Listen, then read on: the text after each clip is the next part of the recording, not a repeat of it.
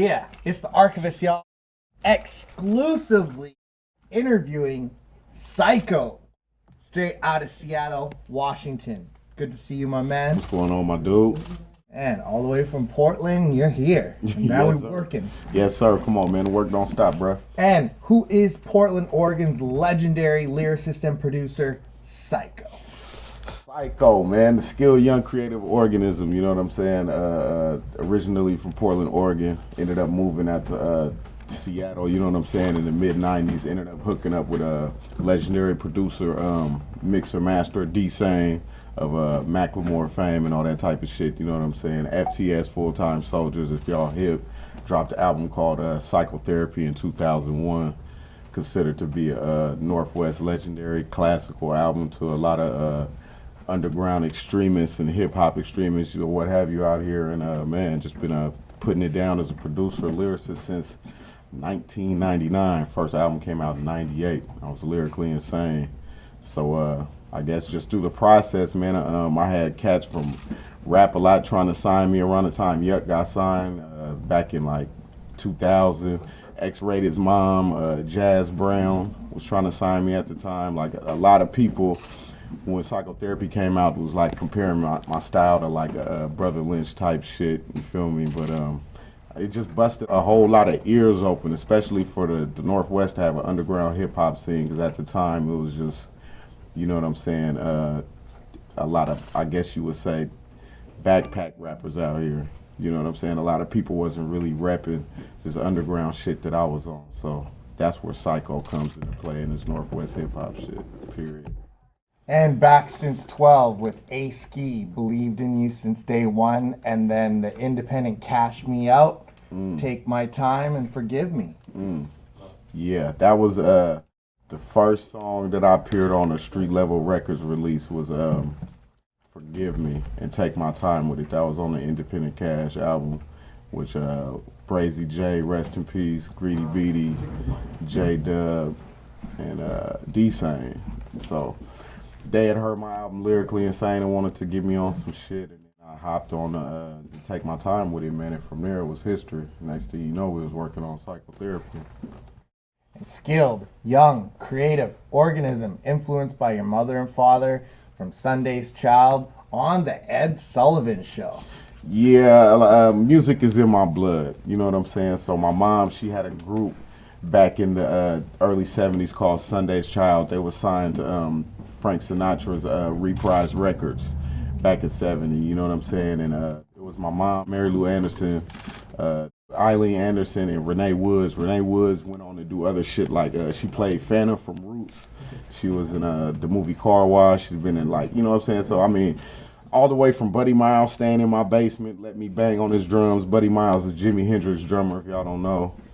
Man, Gregory Hines Jr., you know what I'm saying?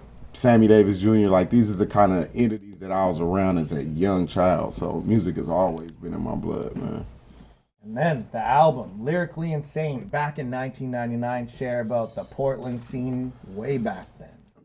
Man, I mean, around that time, I was living up here. So it was like the Portland hip hop scene had Cool Nuts at that time. So he was dropping, I think around that time he had Harsh Game for the People, which was a big classic for the Northwest as far as that era goes. So when Lyrically Insane came out, I mean, you still had to get out and be in traffic and have your CDs on you, and like, you didn't have all the social media outlets that you have now, you know what I'm saying? So I really had to get out there and grind and have people know who the fuck I am. So when you hear people now say Psycho, Psycho, Psycho, understand that it took a whole lot of like groundwork to get to that point. I'm not just one of them dudes who uploaded 3 videos and a couple songs and motherfuckers got hip to what I was doing. Like, it took a whole lot of work.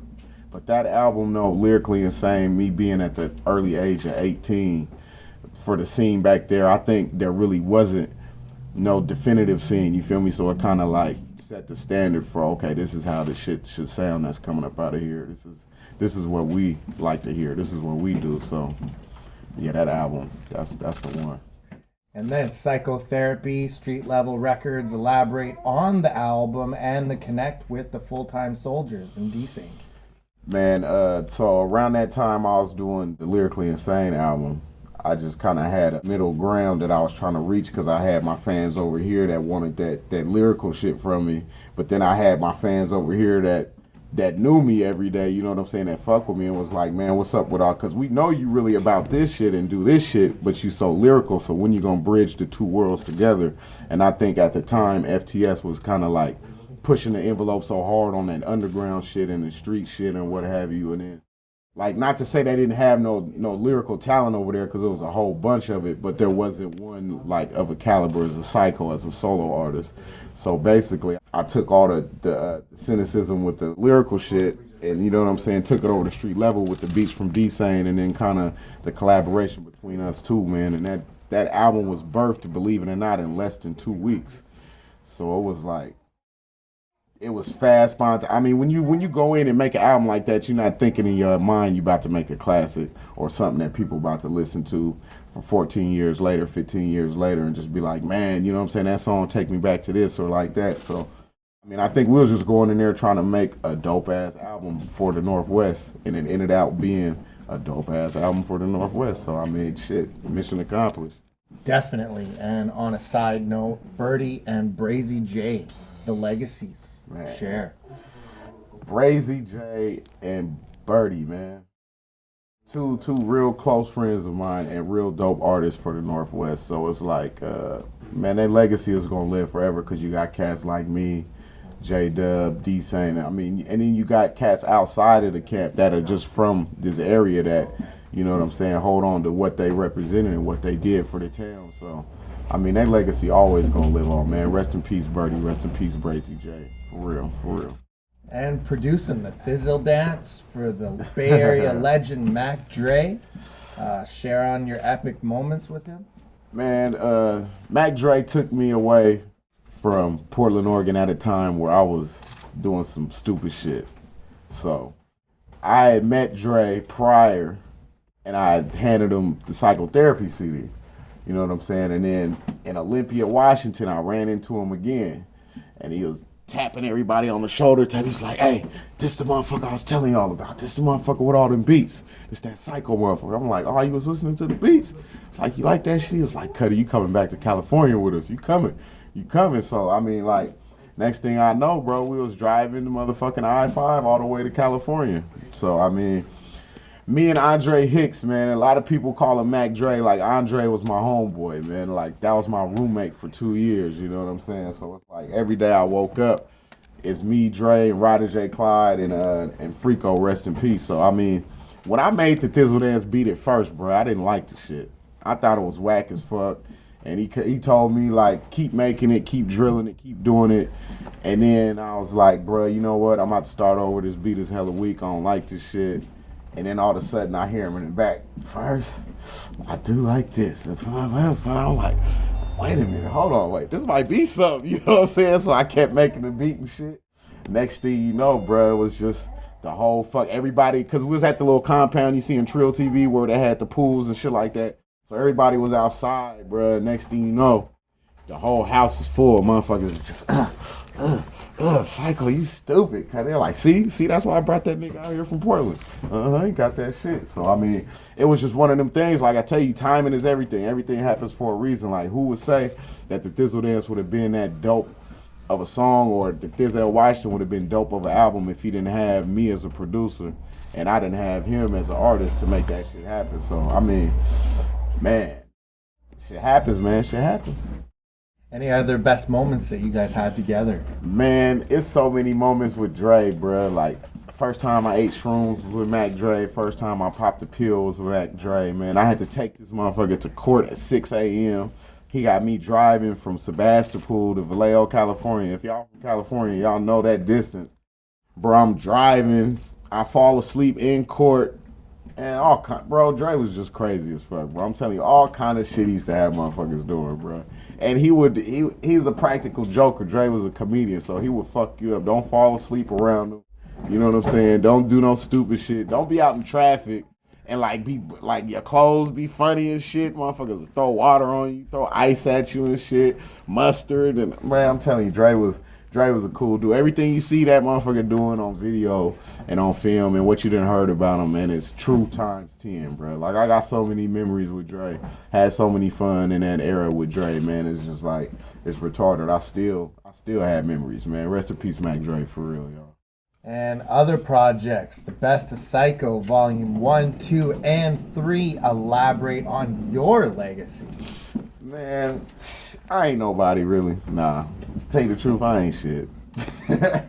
But nah, man, I just been doing it for so long, man, and it's like, I feel like I paved my own lane just to kind of be where I'm at and to be, not use the word content, but to be comfortable and to make music, you know what I'm saying, when I feel it's right, when it sound right. Because you got so many cookie cutter motherfuckers, man, making the same shit just to get in the game, you know what I'm saying, and the shit, it makes it harder for motherfuckers that's original to really elaborate and get heard because everybody's just looking for that quick sound or what's catchy to the ear right now or what, you know what I'm saying, the media might soak up. So, I mean, my legacy, man, is just to keep originality alive, homie.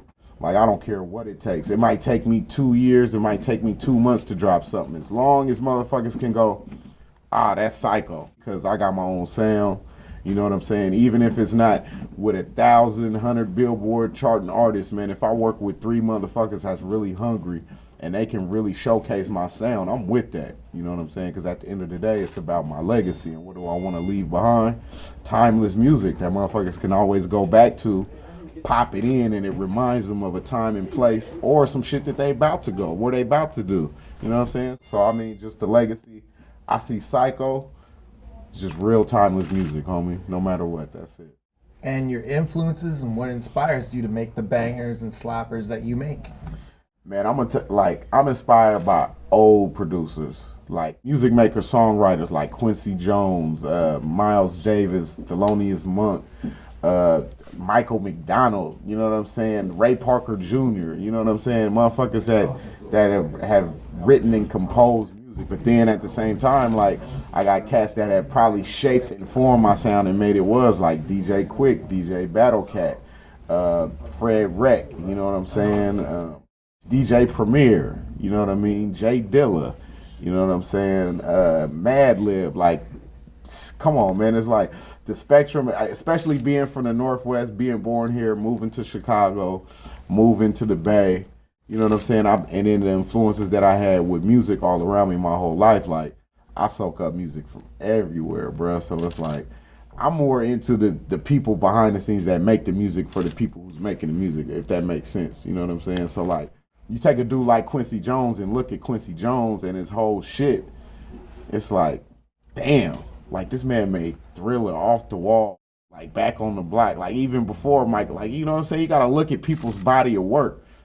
And then that goes back to my legacy. Like, when you look at my body of work, you might not even be in tune to, like, damn, Psycho did produce Boss Tycoon, Thizzle Dance, For Myself, all these classical motherfucking songs that you probably hear on Pandora or probably see on TV, and you hear Drake and Rick Ross and all these motherfuckers shouting Mac Dre out, but they really, like, not accustomed to what the whole shit is about. You know what I'm saying? So, I mean, that's what it is, man. I'm influenced by just real music, bro. Shit, you might catch me in the car listening to Heart or something. You know what I'm saying? You might catch me in the car listening to Santigold or some shit. You might catch me on some off the wall shit, bro.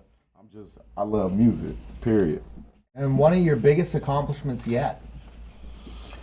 One of my biggest accomplishments yet? Shit. Man, I'd have to say that whole Thiz era, bro.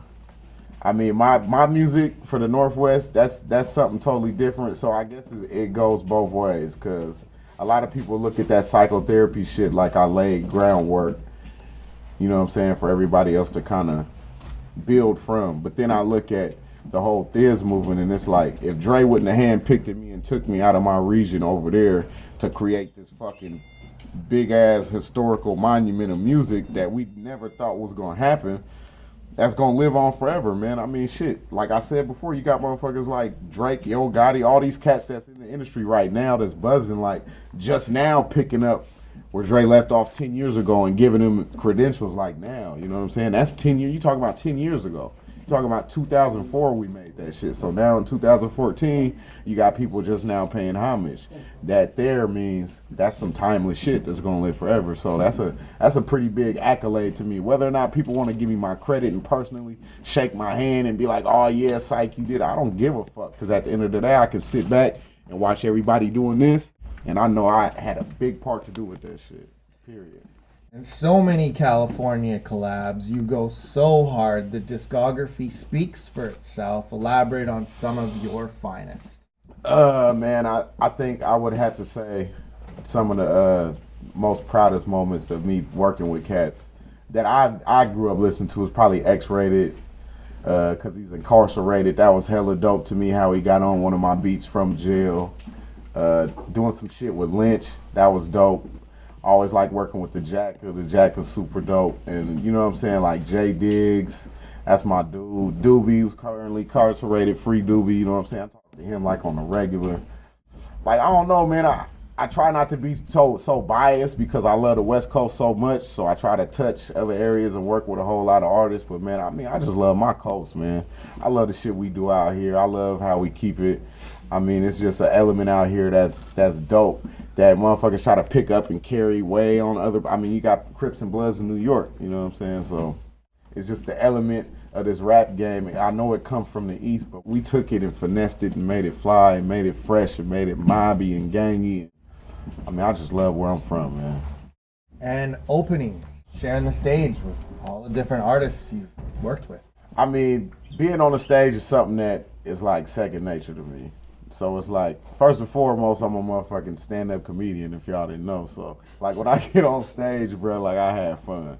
You know what I'm saying? And rocking shows with like, legendary cats like Too Short, you know what I'm saying? I even did a show with 3-6, did some shit with them. Like, rocking with cats like them and then coming across them and seeing they just as humble as I am, you know what I'm saying? You really put all that star shit in the back of your mind, because these is really people, you know what I'm saying, at the end of the day. So it's like, when you rock them shows with them, you want people to remember you and what elements you brought to the stage. So I have a gang of, like, even when I think I didn't even do the show with Nas. I just ended up meeting dude after one of the shows and chopped it up with him. And I expected him to be on just like some whole other shit, but he was like one of the most humble. Like, I've met more cocky dudes that you ain't never heard of than the motherfuckers you've heard of and got platinum albums on the wall and just like, psh, man, fuck this rap shit.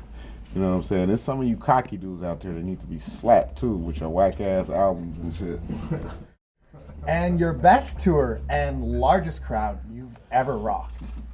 Largest crowd I ever rocked, I'm gonna have to say, was in Bend, Oregon. That's weird, huh? Bend, Oregon, it was a motherfucking, we was on an 18-foot like flatbed. It was me, Kid Frost, In Too Deep. Man, it was just a weird ass lineup, right? It was In Too Deep, Kid Frost, Mac Dre, and I'm telling you, it had to be about 15,000 people in Bend. Bro, I was looking at the crowd like, are you serious, bro? Like, this is Bend, Oregon. Where the fuck all these people come from? But it was a big ass, like, they had us on this big ass Bad Boy Records trailer rocking shit. That shit was fun as fuck. But yeah, that was probably like in 02, 03, JT and Too Deep, all them cats know what I'm talking about. There was a lot of people out there. I might be exaggerating when I say 15,000, but it was thousands. Probably like 9 or 10. It was thousands. It's like a damn near arena. You could have packed the arena with that shit. But that shit was dope. And your best Bay Area hip hop memory you've been part of or contributed to?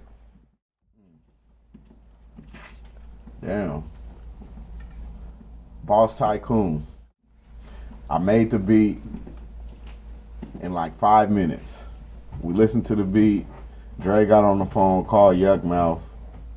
Yuck was in Sacramento the next day. And then to this day, motherfuckers will not stop talking about how much they love that song.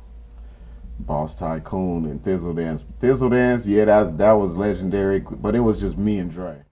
Boss Tycoon took a little extra work, and it was like how quick it came together. Like that was some Bay Area history right there. Cause you had Yuck. When you get Yuck on a song, Yuck is either gonna fuck with the song or he's just gonna fuck with the song. Yuck was like, okay, yeah, I'll be there tomorrow. and it was dope. And you have anything to add to our legendary interview? Yeah, kids stay in school, don't eat moon rocks. Nah. Man, just keep it moving, man. Do it, keep it positive, man. You know what I'm saying? Energy is what energy does. Don't put that bullshit out in the air and it won't come back to you, man. Shit. Keep bumping that thin shit. Keep looking out for Psycho, man. Add me on your Twitter, the @Psycho1239. Add me on the Instagram, @Psycho1239. Shit, my Bandcamp, psycho12.bandcamp.com. You go on iTunes, you can just Google the shit, Psycho Mac Dre, that's SYKO. Man, I mean, you'll get hella shit. You'll see the exclusive freestyle with me and Mac Dre that ain't nobody in their mama got, period, in life. Off the dome. Off the dome freestyle, you know what I'm saying? So it's just like, man, it's got many more things coming, man. Just be on the lookout. Oh, I'm also in a film coming out next year called Money is King with my homeboys out of New Mexico. You know what I'm saying? It's Debo's in there. You got man, you can go to IMDb. Yeah, check that. Type in Money is King. You know what I'm saying? You can see the whole cast and crew. It looked like a dope ass movie. Nothing that's gonna be in theaters, of course, but you can go red box that shit, get you a bitch and a blunt, and have fun that night. Laugh at Psycho in the movie one time. But that's about it, man. Shout out to everybody up there in the 604 for fucking with me. Everybody in the Northwest for fucking with me, man. I appreciate the support and the love, even though my black ass still gotta go to work. And just to let you know how I was educated, Mac Dre, Stupid Doodoo Dumb, Rompilation, Romper Room Gang, and Cloud9's Fattest Jams, and Cavi Riders. So, shout out to Coolio the Underdog. Yeah. You know, Mac Dre, rest in peace. You know, I grew up on that. Fizz all day. Fizz Yes, sir. Nation. And you have anything to say to Canada? Canada, book me. Shit, I'm trying to come. I ain't been up there in a minute, man. I just want to come up there and do some shopping and all that shit. And come hang out with them pretty ass women y'all got up there, and spend some of that funny ass money y'all got up there. You know what I'm saying? And come rock some of these beautiful. You see all these shoes in here, man. I'm gonna come rock some of this shit, man. I'm from Nike Town, so their wall is very elaborate and very dope, man. Don't forget to come to Recess if you in the motherfucking Northwest. Don't go nowhere else. I don't give a fuck what you heard. If Psycho come to Recess, bring your ass to Recess. Located in North Seattle, right off University. What's the address, y'all? 5235. 52nd and University, man. You come in here and get your exclusive kicks on, exclusive wear, exclusive hats, man, and throw up the tea. And what's next for your projects? Next, I got an album called Hiatus, man, and it simply is what it sounds like. What the fuck Psycho been, what Psycho been up to. And the album is such hush hush.